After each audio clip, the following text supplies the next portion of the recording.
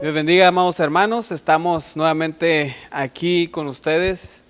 Damos gracias a Dios por la oportunidad que nos da de estar aquí con ustedes nuevamente para llevar esta palabra del Señor, que es un alimento esencial para la vida de nosotros los cristianos y también para que podamos seguir adelante en el camino del Señor. Amén. Es un gusto, como les decía, estar con ustedes y seguimos en la obra del Señor y vamos directamente a la palabra del Señor en Apocalipsis capítulo 2, versículo 12. Acabamos de terminar ya nuestro estudio de la iglesia de Esmirna y pasamos al mensaje a la iglesia de Pérgamo, capítulo 2, versículo 12. Dice así en el nombre de Jesús: y escribe al ángel de la iglesia en Pérgamo. Para darles un poco de la historia de esta iglesia, Pérgamo era la capital de Asia a finales del primer siglo. Pérgamo significa matrimonio mixto o elevación. Se dice así porque la iglesia de Pérgamo se unió a las prácticas paganas que tenían los emperadores romanos. Pero eso lo vamos a estar viendo poco a poco. Pero esta iglesia en Pérgamo estaba viviendo en una ciudad llena de idolatría. Tenían muchos dioses griegos, los cuales adoraba esa ciudad. Y el emperador estaba haciendo lo necesario para que pudieran esos grupos unirse. Dos de los grupos más fuertes para la adoración de ídolos eran los que adoraban al dios Baco, que era el dios del vino, del éxtasis y del desenfreno, dios de la juerga, y Esculapio, dios de la medicina y la curación. Esta ciudad estaba llena de idolatría. Si seguimos leyendo la palabra del Señor, en el versículo 13 menciona el Señor que ahí es donde habitaba Satanás, donde Satanás tiene su trono o donde vive Satanás. A Satanás le gusta vivir en ciudades o establecer su cuartel general en ciudades donde la idolatría es algo sorprendente, donde la gente adora cualquier cosa menos al Rey de Reyes y Señor de Señores, nuestro Dios eterno. Y esta ciudad de Pérgamo estaba llena de idolatría. Satanás puso su cuartel general ahí. Después de tener su cuartel general, se podría decir, en Babilonia. Cuando Babilonia era la capital de todos los reinos, cuando Babilonia tenía un gran poderío en el mundo, Satanás puso su casa ahí. Y esto fue inspirado por Nimrod y su madre. Nimrod y su madre, inspirados por Satanás, iniciaron la idolatría en Babilonia. Y Satanás ahí se plantó. Cuando Babilonia empezó a decaer y empezó a perder fuerza como nación, entonces Satanás decide alejarse de ahí y establecerse en Pérgamo.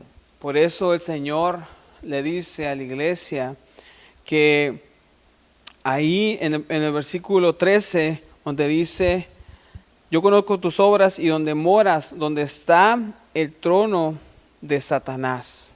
donde está el trono de Satanás. Satanás eligió Pérgamo para establecer su reinado de maldad, para establecerse ahí como un cuartel general, haciendo todos sus planes para destruir a cuanta gente se pudiera dejar para llevársela al infierno.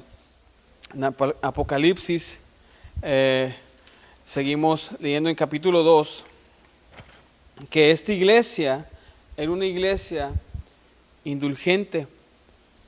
Y decimos que esta iglesia es indulgente porque, o vamos a ver el significado de esta palabra. Indulgente significa que perdona y disimula los errores ajenos con facilidad. Esta iglesia, esta era de la iglesia, en ese tiempo, dejaba pasar muchas cosas que no eran correctas y que no estaban respaldadas bíblicamente por la palabra del Señor. El emperador romano que habíamos hablado en la lección pasada, que se llamaba Diocleciano, cuando terminó el tiempo de que él estuviera gobernando Roma, surgió otro emperador que fue Constantino. Constantino fue uno de los emperadores que le atraía mucho el cristianismo, tanto así que él decía que él tuvo una visión de una cruz ardiente en el cielo y que una gran voz le decía que usara ese símbolo a donde quiera que él fuera, porque donde quiera que él fuera iba a ser vencedor.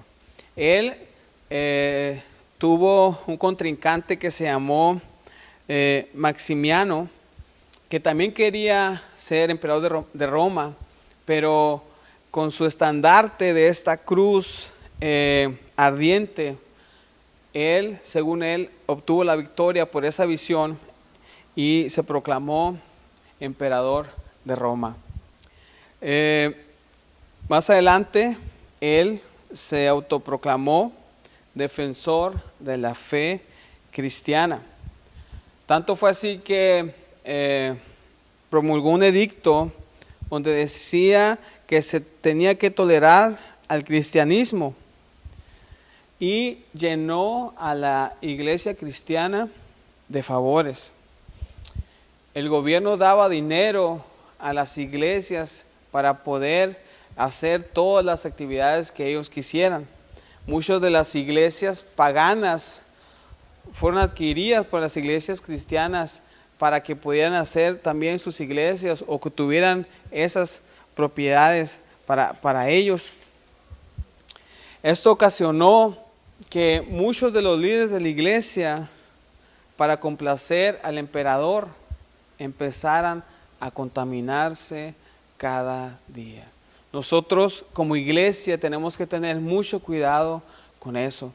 Muchas veces recibimos ofrendas o recibimos favores, tal vez del gobierno, tal vez de personas que sí quieren ayudar, pero nosotros tenemos que tener esa convicción de que si nosotros vemos algo que no está bien delante de la presencia de Dios, nosotros tenemos que ir y hablar y decir, hermano o persona que me escuchas, esto no es de Dios. Nosotros tenemos todo el derecho de ir con esa persona y hablarle correctamente. No nos debe de pesar que a lo mejor al hablarle a esta persona perdamos su apoyo o su ayuda. Es mejor que nosotros podamos darle palabra a esa persona para que no se pierda y también para que nuestra iglesia no empiece a contaminarse. En la iglesia de Pérgamo inició con eso, al acceder a cosas que el emperador quería meter a la iglesia, aunque bíblicamente no estaba aceptado. Cristo no aceptaba que se metiera la idolatría a la iglesia. Lo que al principio parecía una bendición se convirtió en una maldición. Esta iglesia empezó a involucrarse más en la política, empezó a involucrarse más en lo que se refería a este tipo de emperadores romanos, y se empezó a llenar, a influenciar del paganismo, y al paso de los años no le importó y siguió aceptando ideas o cosas que no eran respaldados por la palabra del Señor. En el año 300 después de Cristo empezaron a introducirse cosas a la iglesia como la adoración a los muertos. La cruz se convierte en un símbolo, la adoración a los ángeles, se instituye por primera vez la misa, los sacerdotes empiezan a cambiarse, a vestirse diferente, se introduce la doctrina del purgatorio, ¿verdad? Hasta 600 después de Cristo se dirigen las oraciones a María. Todo esto aceptado por la iglesia, todo esto aceptado por la era de la iglesia de Pérgamo. Era algo muy tremendo, y que el Señor no aceptaba. El Señor estaba diciéndole a esta iglesia: sé dónde vives, donde Satanás tiene su casa, lo sé, porque el Señor sabe todas las cosas. Y a pesar de todo eso, el Señor tiene elogios también para esta iglesia, y también tiene condenaciones, que lo vamos a ver más adelante. En Apocalipsis 2:12 vamos a leer, dice: y escribe el ángel de la iglesia en Pérgamo, el que tiene la espada aguda de 2 filos, dice esto. Recuerdan que el Señor, al iniciar el mensaje a las iglesias, siempre dice un aspecto de su naturaleza divina. En esta ocasión el Señor dice: el que tiene la espada aguda de 2 filos, dice esto. Sabemos que la espada de 2 filos es la palabra del Señor, como dice en Hebreos 4:12, porque la palabra de Dios es viva y eficaz y más cortante que toda espada de 2 filos, y penetra hasta partir el alma, el espíritu, las coyunturas y los tuétanos, discierne los pensamientos y las intenciones del corazón. Discierne los pensamientos y las intenciones del corazón. La solución para que nuestra vida no se llene de contaminación, para que nuestra vida no seamos tan débiles, para que nuestra vida esté fortalecida en el Señor, necesitamos de esa palabra de 2 filos que corta y desmenuza, que discierne los pensamientos y las intenciones del corazón, que es la palabra del Señor. La solución está ahí. Para nuestra iglesia la solución es la palabra del Señor. Muchos de los problemas mayores que han pasado en la iglesia es porque se deja de leer la palabra del Señor y se deja de orar. Es muy necesario que la iglesia sea una iglesia de oración y sea una iglesia que ame la lectura de la palabra del Señor. Necesitamos aprender mucho la palabra del Señor para que ninguna de las corrientes que hoy en día en este mundo se están diciendo, no vayamos juntamente con esas corrientes y vayamos a perdernos y vayamos a perecer espiritualmente. El Señor le está diciendo a esta iglesia: el que tiene la palabra del Señor, el que tiene la espada aguda de 2 filos, dice esto. La solución para nuestra iglesia es la palabra del Señor. La solución para la iglesia de Esmirna era la palabra del Señor. La solución para las iglesias de todo el mundo es la palabra del Señor. Y Cristo la usa para bendecirnos. Cristo usa la palabra, su palabra, para exhortarnos, para amarnos. Cristo usa la palabra para la iglesia, para decirnos que es una iglesia santa, y usa la palabra del Señor para santificarla, así como dice en Juan 17:17. Dice, santifícalos en tu verdad, tu palabra es la verdad. La palabra del Señor es la verdad. Entonces, Cristo usa su palabra para santificar a la iglesia, para limpiarla también. Y eso lo vemos en Juan 15:3. En Juan 15:3 dice, ya vosotros estáis limpios por la palabra que os he dado. Por la palabra del Señor que Él ha dado. Y también el Señor usa su palabra para darnos alegría. Juan 15:11. Juan 15:11 nos dice, estas cosas os he hablado para que mi gozo esté en vosotros y vuestro gozo sea cumplido. El Señor usa su palabra para darnos alegría, también nos da para traernos paz. Juan 16:33. Estas cosas os he hablado para que en mí tengáis paz. En el mundo tendréis aflicción. Estamos en este mundo y tendremos aflicción. Pero dice el Señor, pero confiad, yo he vencido al mundo. Servimos a un Dios que Él está enterado de todo lo que está pasando. Él está enterado de tu sufrimiento. Él sabe que hay sufrimiento. El Señor no se alegra por el sufrimiento, pero nosotros tenemos que seguirlo a Él. Si todo el mundo siguiera al Señor, no hubiera tanto sufrimiento en el mundo. Nosotros hemos hecho que este mundo sea de dolor. Pero en Cristo hay alegría, en Cristo hay paz, a pesar de que nuestro alrededor sea algo que nosotros no podamos soportar. En Cristo hay poder y Él nos dice que confiemos porque Él ya ha vencido al mundo. Así que el Señor, por su palabra, nos trae aliento, nos trae paz, nos trae alegría, nos trae gozo, nos trae bendición que sobra y abunda. La era de la iglesia de Pérgamo tuvo que haberse apropiado de esta palabra para que no hubiera pasado eso de esa era de oscuridad en la iglesia.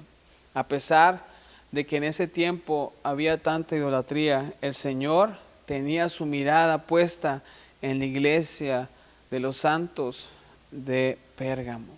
El Señor elogia a esta iglesia diciéndole primeramente que Él sabe dónde vives.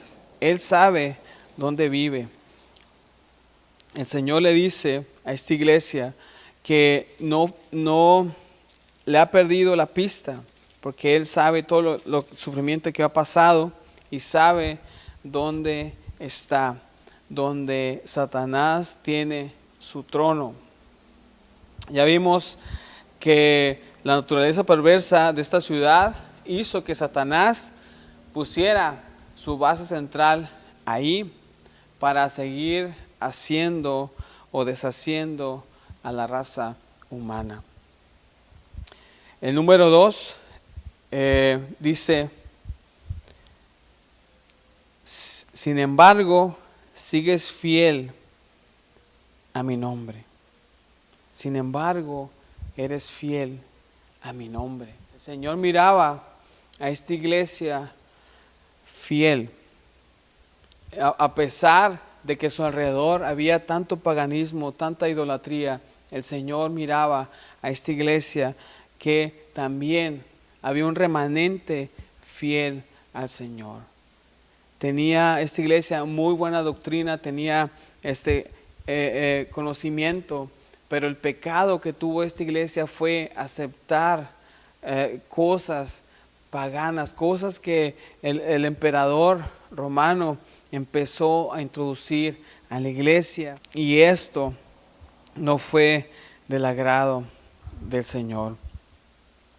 Dice, Yo conozco tus obras y dónde moras, donde está el trono de Satanás, pero retienes mi nombre y no has negado mi fe. Ni aun en los días en que Antipas, mi testigo fiel, fue muerto entre vosotros, y vuelve a recalcar, donde mora Satanás. El Señor le decía a esta iglesia: sé dónde vives, donde está el trono de Satanás, retienes mi nombre y no has negado mi fe. ¿Cuántos de nosotros hemos padecido persecución? ¿Cuántos de nosotros nos hemos sentido mal porque nos han hecho menos en nuestra escuela, en el trabajo? ¿Cuántos han sentido dolor muchas veces porque te hacen a un lado, porque tú sirves al Señor? Muchas veces llega ese sentimiento, pero yo sé que después de eso viene la alegría de tu corazón, porque tú estás sirviendo a Dios, y a pesar de que los demás quieran obligarte a hacer algo, tú no niegas la fe en Cristo Jesús. Tú retienes esa salvación tan sagrada que el Señor te ha regalado, y tú no has negado tu fe. A pesar de que te maltraten, a pesar de que te hagan a un lado, a pesar que no quieran estar contigo, a pesar de que todas las cosas tal vez empiecen a tomar un tono oscuro, el Señor te dice que tú eres luz, porque somos escogidos, somos hijos de Dios y somos servidores de Él para su honra y su gloria. El Señor le dijo a esta iglesia: no has negado mi fe. A pesar de que todo lo que esté alrededor, a pesar de que hayan matado a Antipas, no sabemos con exactitud quién fue este personaje, pero creemos que fue un mártir. Creemos que fue una persona fiel al Señor, que no negó su fe y fue muerto en ese tiempo. A pesar de eso, la iglesia no se amedrentó y siguió el camino del Señor. El Señor es fiel y es justo. El Señor nos ama a cada uno de nosotros, y Él sabe dónde nosotros vivimos. Tal vez en el lugar donde tú vivas está lleno de idolatría. Tal vez en tu casa haya idolatría. El Señor aborrece eso. Si tú eres un hijo de Dios, yo sé que tú estás luchando para que tu familia, para que tus amigos se acerquen a la palabra del Señor. Sabemos que en esos ambientes se siente la presencia de maldad, se siente la presencia demoníaca cuando estamos alrededor de tantos ídolos. Pero el Señor resplandece en esa oscuridad y nos da la victoria, y seguimos adelante en su camino. El Señor te dice en esta mañana que Él quiere darte la salvación. Él quiere que tú no niegues su fe. Hoy te dice: dame, hijo mío, tu corazón. A pesar de lo que tú sientas en tu vida, Él quiere que regreses al camino. Él te está esperando, Él te ama, Él necesita que tú estés a su lado. El Señor no vino nomás a los que no estaban enfermos. El Señor vino a todos los necesitados, porque sabemos que todos necesitamos de Dios, todos necesitamos de su salvación, de su sanidad. Hemos sido rescatados de lo más vil y menospreciado de este mundo, y el Señor nos ha dado vida y vida en abundancia. Yo sé que tú estás pasando por dolor. Yo sé que tal vez has perdido un familiar. Nosotros en menos de 2 semanas hemos perdido a 2 familiares, y ha sido duro, pero el Señor nos está dando consolación. Su Espíritu Santo ha venido a consolar nuestras vidas, ha venido a darnos paz, esa paz que sobrepasa todo entendimiento. El Señor, yo sé que va adelante en nuestro camino, y yo sé que también tú lo necesitas. También tú necesitas que alguien vaya enfrente de ti, abriéndote camino y diciendo que no estás solo. El Señor va contigo. Yo sé que hay necesidad, hay pruebas, hay luchas, pero el Señor siempre nos saca adelante. Yo quisiera que ahí donde estás cerraras tus ojos y te pusieras a cuentas con el Señor y dijeras: Señor, en esta hora, Señor, abro mi corazón. Yo reconozco que soy un pecador, reconozco que no me he acercado a ti, reconozco que he hecho cosas malas, Señor, pero en este día yo me arrepiento. Yo declaro, Señor, que abro mi corazón a ti para que tú entres y mores en mi corazón. Yo necesito, Señor, que tú cambies mi vida. Yo necesito que tú me quites estos vicios. Yo necesito que tú hagas una obra en mi vida, Señor. Yo solo no puedo, yo sola no puedo. Yo sé que contigo todo lo voy a poder hacer. Mientras no voy a poder, Señor, te pido que entres en mi corazón y que seas el Señor y Dios de todas las cosas en mi vida. Te acepto como mi único y suficiente Salvador. Te doy gracias, Señor, porque tú lo has hecho y tú me vas a ayudar a seguir en tu camino. En el nombre de Jesús, gracias, Señor. Gracias. Gracias. El Señor está con cada uno de ustedes. Dios es fiel. Iglesia, sigue adelante. Vamos a servir al Señor en donde quiera que estemos. Acércate con tu familia y oren al Señor. Platiquen con el Señor. Lean la palabra del Señor. Necesitamos tanto esa comunión con Él. Necesitamos tanto estar unidos con Él. Este tiempo es necesario. Vienen tiempos difíciles para la iglesia. El Señor ya viene. Él está a las puertas. El Señor quiere una iglesia fiel. Quiere que no niegues tu fe y seas fiel hasta la muerte, porque Él nos va a dar la corona de la vida. Amén. El Señor es bueno. Él derrama sus bendiciones hasta que sobra y abunda. Amén. Y estamos contentos y felices con el Señor porque Él nos da la victoria cada día. Amén. Amamos a nuestro Dios. Iglesia, los extrañamos. Bendecimos a todos los que nos han mandado mensajes en las redes sociales. Oramos por sus peticiones. Oramos por todas las personas que nos han escrito ahí en las redes sociales. Seguimos en oración y queremos orar por ti. Queremos que tú mandes tu mensaje donde quiera que estés. Nosotros vamos a orar por ti. Yo sé que el Señor va a obrar en tu vida. Amén. Amén. Entonces nos vemos en la siguiente clase el próximo domingo a la misma hora. Y recuerda, un pasito más y Cristo viene. El Señor te bendiga.